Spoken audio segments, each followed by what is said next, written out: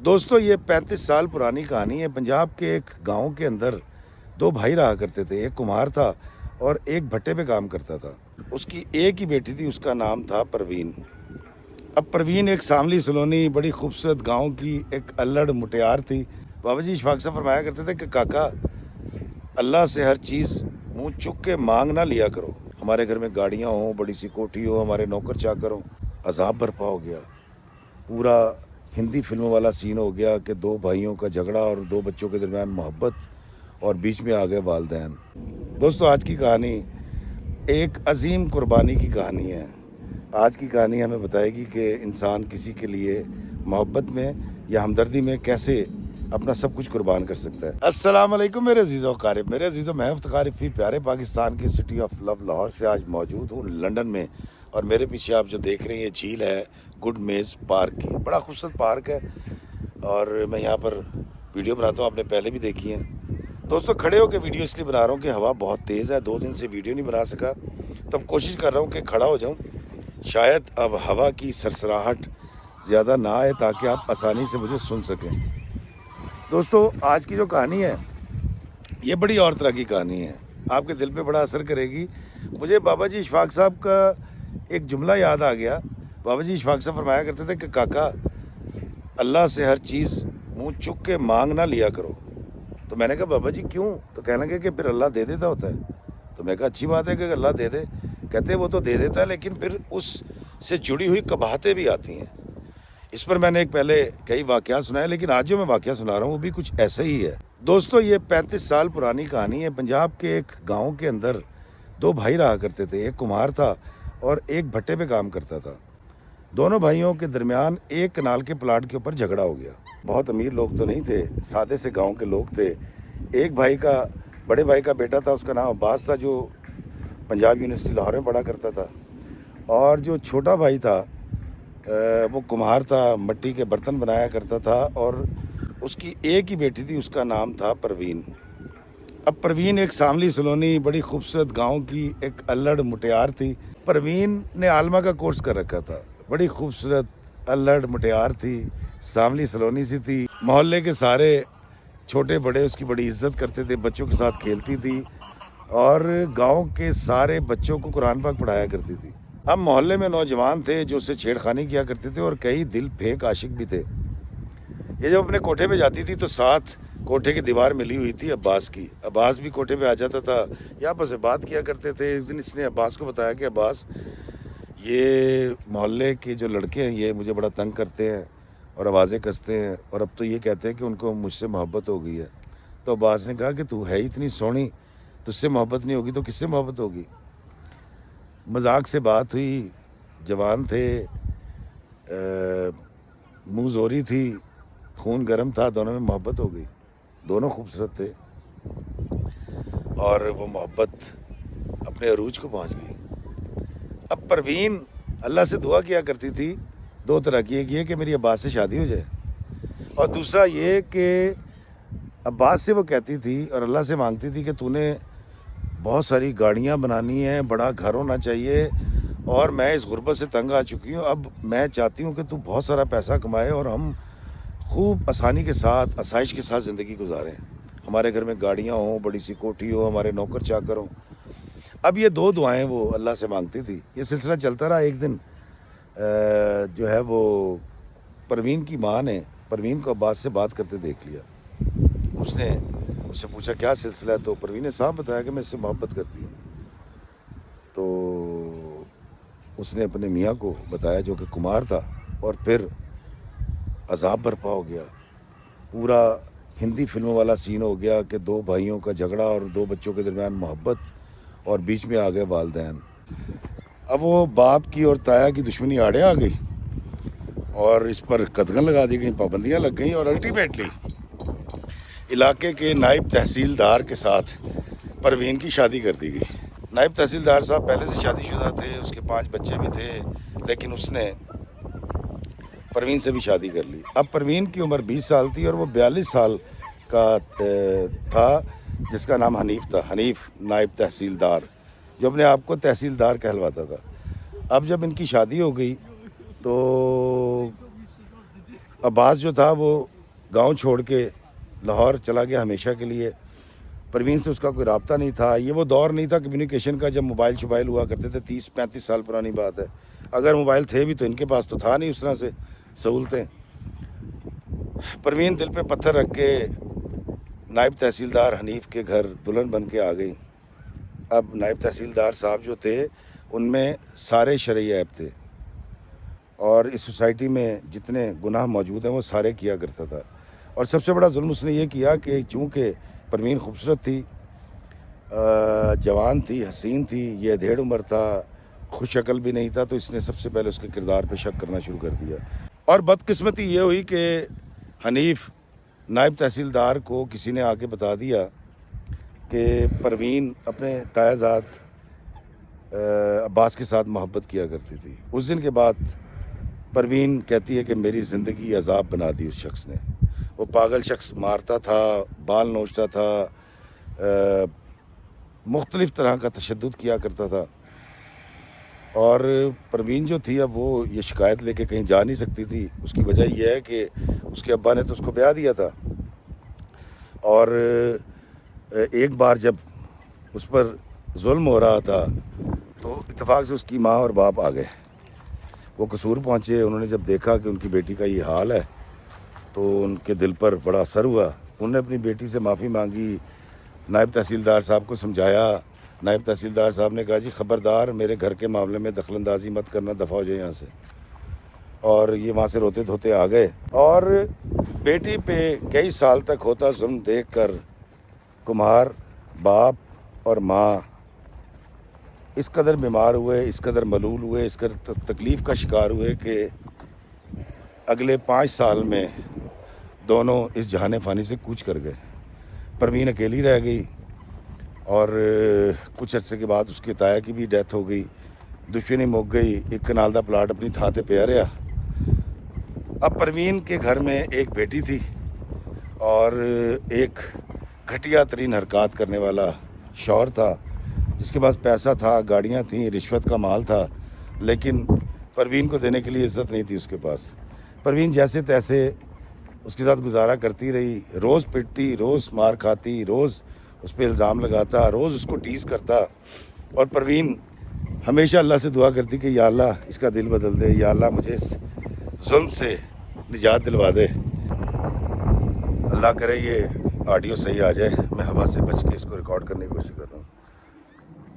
دوستو پروین نے سمجھ لیا تھا کہ اب زندگی ایسی ہی ہے. 10 سال گزر گئے اور پروین 30 سال کی ہو گئی, اس کی بیٹی 9 سال کی ہو گئی, اور تحصیلدار صاحب کا ظلم جبر اپنی جگہ پہ رہا. ایک عذاب زندگی گزار رہی تھی, ایک بے توقیر بے عزت عورت جس کی گاؤں میں بڑی عزت تھی, لوگ اس سے بڑی محبت کرتے تھے. آج وہ صبح شام جوتیاں کھاتی تھی, الزام سہتی تھی, اور اس کو اپنا تقدیر کا لکھا سمجھ کے اللہ سے دعا کرتی تھی کہ یا اللہ میری تقدیر بدل دے. دوستو اتفاق سے تحصیلدار صاحب, اس وقت قصور روڈ بہت چھوٹا تھا, وہ لاہور آ رہے تھے, رات کا وقت تھا, دھند تھی, سرکاری جیپ کی ٹکر ہوئی اور تحصیلدار صاحب جو ہیں وہ اللہ کو پیارے ہو گئے. اور پروین کہتی ہے کہ جب مجھے یہ خبر ملی ہے کہ تحصیلدار کی گاڑی لگ گئی اور وہ مر گیا ہے, تو کہتی مجھے اس قدر خوشی ہوئی ہے. کہتی میں نے جشن منایا کہ یا اللہ تیرا لاکھ لاکھ شکر ہے کہ اس گھٹیا آدمی سے میری جان چھوڑ گئی. اور پروین کہتی ہے کہ میں ایسی نہیں تھی, مجھے ہمیشہ تکلیف ہوتی تھی, کسی پر بھی ظلم ہو, کسی کی تکلیف ہو, میں بھی تکلیف میں مبتلا ہو جاتی تھی, لیکن آج مجھے اپنے شوہر کے مر جانے کی بہت خوشی تھی, میں نے اللہ کا شکر ادا کیا. کہتی اس کے مرنے کے بعد اس کی پہلی بیوی ساری جائیداد, گاڑی شاڑی ہر چیز لے گئی, اور میں اپنی بیٹی کو لے کے اپنے باپ کے گھر میں آگے جو اجڑ چکا تھا, نہ بیبے تھی, نہ ابا تھا, نہ ساتھ والے گھر میں تایا تھا, ایک تائی تھی, اور عباس جو ہے وہ کہیں دبئی چلا گیا تھا. کہتی میں وہاں رہ رہی تھی اور میں نے اس تکلیف کو اپنی قسمت کا لکھا جان کر منون مان لیا تھا. لیکن میں چونکہ جوان تھی, بے آسرا تھی, اور اس عمر میں بڑا احتمال تھا مجھ سے کہ مجھ سے کوئی غلطی نہ سرزد ہو جائے, اس لیے میں دن رات نماز پڑھتی, تہجد پڑھتی, اور اللہ سے دعا کرتی کہ یا اللہ میری مدد فرما, مجھے استقامت دے, میں سیدھے راستے پہ رہوں. کہتی ایک دن گاؤں کے اندر ایک رشتہ والی تھی، وہ آئی اور اس نے اس کو آ کے بتایا کہ جی ایک لڑکا ہے امریکہ میں ہوتا ہے، تمہاری اس سے شادی کرا دیتی ہوں اور تمہارا ہم عمر بھی ہے۔ پروین کہتی میں نے پہلے بڑا سوچا اور وہ جو رشتے والی خالہ تھی ان کے دباؤ میں آ کے الٹیمیٹلی کہتی میں نے ہاں کر دی، کیونکہ میں بھی پاکستان سے جانا چاہتی تھی۔ یہاں پر مجھے بہت تکلیف ہوتی تھی، میرے ساتھ والے گھر میں صرف تائی رہ گئی تھی اور گاؤں کے بہت سارے بوڑھے بھی مر چکے تھے جن کے ساتھ میری سلام دعا تھی۔ تو میں نے کہتی ہاں کر دی۔ کہتی اس دور کے اندر فون پہ ہمارا نکاح ہوا تھا، ڈاکومنٹس بنے اور میں چلی گئی امریکہ۔ کہتی جب امریکہ گئی ہوں، نیو یارک ایئرپورٹ سے باہر آئی ہوں تو سامنے میں نے دیکھا تو عباس کھڑا تھا۔ کہتی میں بڑا حیران ہوئی اور میں نے اس سے کہا کہ عباس تم کہاں؟ تو اس نے کہا جی کہ میں اتھر ہوں، تمہارا شوہر۔ اس نے کہا اتھر؟ نے کہا میرا نکاح تمہارے ساتھ ہوا ہے؟ تو اس نے کہا ہاں میں نے تم سے شادی کی ہے۔ کہتی تمہارا نام تو عباس ہے۔ شجاعت اور بہادری کے حوالے سے پروین کا تایا اپنے بیٹے کو عباس کہتا تھا، اتھر اس کا نام تھا۔ خیر یہ بڑی حیران ہوئی اور کہتی میری خوشی کی انتہا نہ رہی کہ جس سے میں محبت کرتی تھی 10-11 سال کے بعد 12 سال کے بعد آج میں اسی کی بیوی ہوں اور وہ امریکہ میں رہتا ہے۔ کہتی مجھے بے حد خوشی ہوئی ہے، میں نے اللہ سے کہا کہ یا اللہ مجھے معاف کر دے، میں تجھ سے شکوے کرتی رہی، گلے کرتی رہی۔ کہتی یا اللہ تیرا لاکھ لاکھ شکر ہے تو نے ساری خوشیاں مجھے ایک ساتھ دے دیں۔ مجھے یقین نہیں آ رہا تھا کہ میرا محبوب جسے میں پسند کرتی تھی، جس سے شادی کرنا چاہتی تھی، آج وہ میرے سامنے کھڑا ہوا تھا۔ کہتی مجھے اپنے غموں کا بداوا مل گیا۔ کہتی ہم ایئرپورٹ سے گھر پہنچے، جب گھر گئے تو کھانا کھایا، کھانا کھانے کے بعد مجھے عباس نے یعنی میرے شوہر اتھر نے بتایا کہ میں نے تم سے شادی صرف اس لیے کی ہے کہ میں چاہتا ہوں کہ تم اپنی بیٹی کو سہولت کے ساتھ پال سکو، امریکہ میں رہ سکو، تمہارا پاسپورٹ بن جائے اور میرا جو کچھ ہے وہ تمہارا ہے اور میری ماں کا ہے۔ تو اس نے کہا تم ایسی باتیں کیوں کر رہے ہو؟ تو کہتی ہے عباس نے مجھے بتایا کہ مجھے ہیپیٹائٹس سی ہے اور مجھے جگر کا کینسر ہو چکا ہے اور کینسر کی بھی 4تھی سٹیج ہے۔ میں نے تم سے شادی اس لیے کی ہے کہ تمہیں شیلٹر دے سکوں، تحفظ دے سکوں، پیسہ دے سکوں اور گرین کارڈ دے سکوں، لیکن شاید میں تمہیں ازدواجی سکون نہیں دے سکوں گا، تو یہ مجھے تم معاف کر دینا۔ پروین کہتی ہے کہ مجھے اپنے حقوق چھوڑنے پر کوئی قلق، کوئی رنج نہیں تھا۔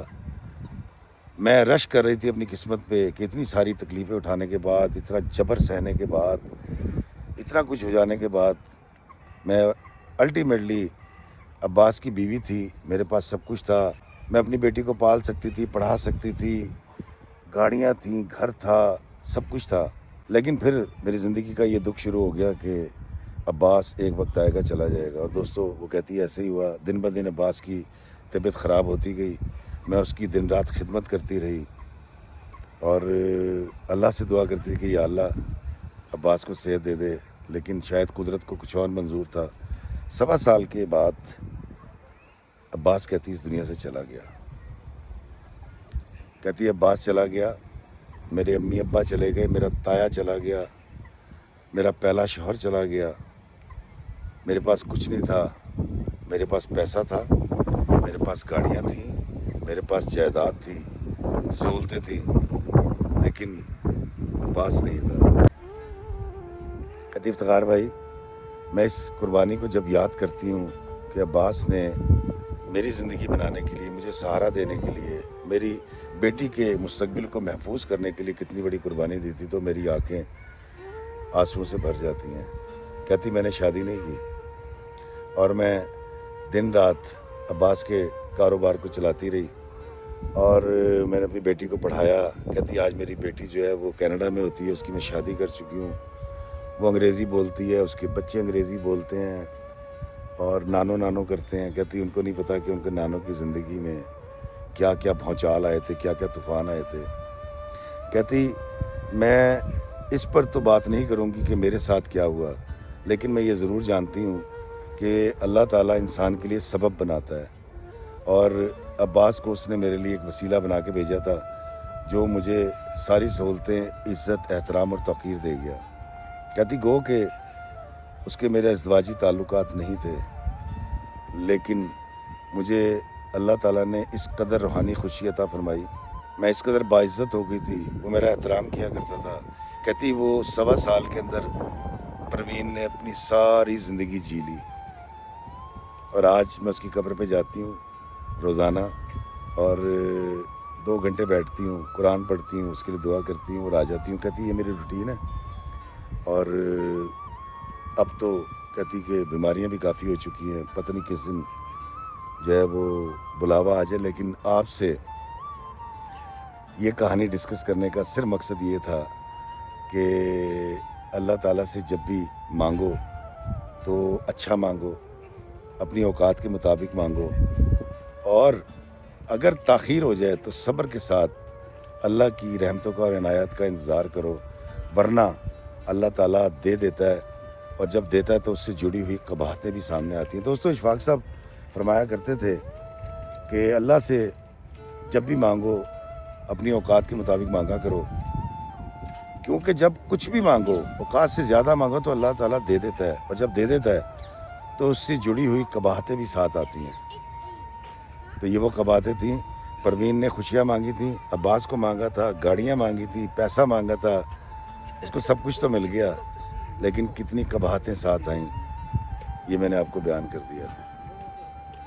دوستو عباس اس کہانی کے بعد میری نظر میں ہیرو ہے، یقیناً آپ کی نظر میں بھی ہیرو بن گیا ہوگا۔